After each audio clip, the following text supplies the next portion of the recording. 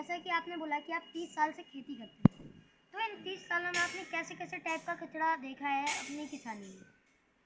खेती किसानी में कचरा होता है।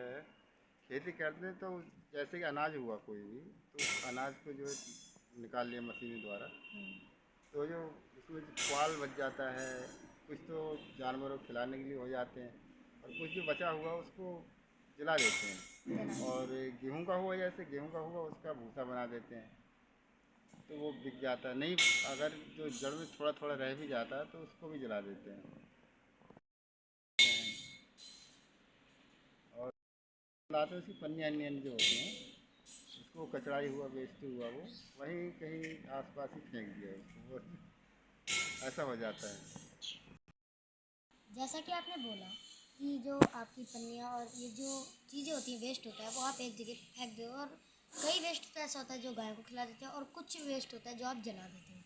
तो आपको ऐसा लगता है कि कभी जैसे कि आपका जो वेस्ट है, क्या आपको ऐसा लगता है कि वो कहीं न कहीं से आपकी पृथ्वी को नुकसान कर रहा है, नुकसानदायक है? जो जो ऐसा है ना, ज़्यादातर लोग जलाते ही हैं, जो वेस्ट होता है जला ही देते हैं। उससे क्या होता है, ये प्रदूषण फैलता है, बस थोड़ा तो थोड़ी हानि तो होती ही है, नुकसान तो हुआ ही उसमें पर्यावरण में। जलाने से धुआं वगैरह जो होता है ना इकट्ठा, उसमें थोड़ी परेशानी पड़ती है। जैसे कि आप खेती करते हो तो उसका जो बचा कुचा जो वेस्ट होता है, मतलब जो ख़राब चीज़, जैसे कि हम चावल उगाते हैं तो उसमें जो उसकी डंडियाँ होती हैं, आप तो क्या करते हो, चावल चावल ले लेते हो, लेकिन जो डंडियाँ होती हैं आप उसका क्या करते हो?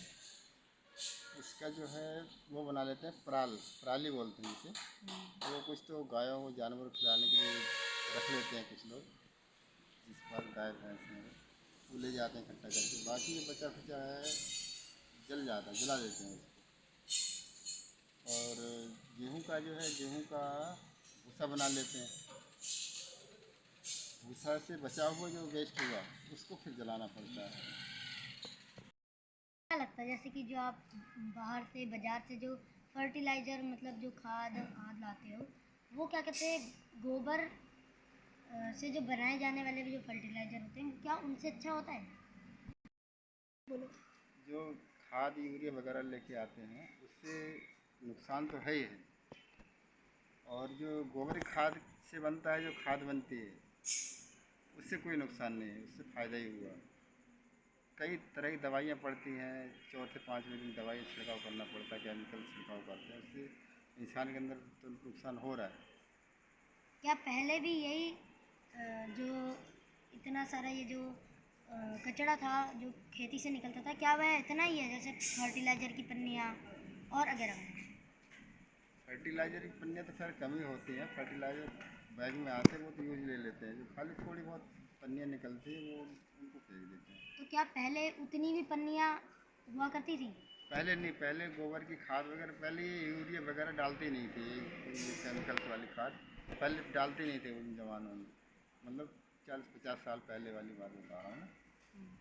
तो ये गोबर की ही खेती ही किया करते थे। जो गोबर इकट्ठा होता है, जानवर होते ही थे घर में बहुत बहुत सभी के, वो गोबर खेतों में फेंक देते थे, उसकी खाद बनती थी।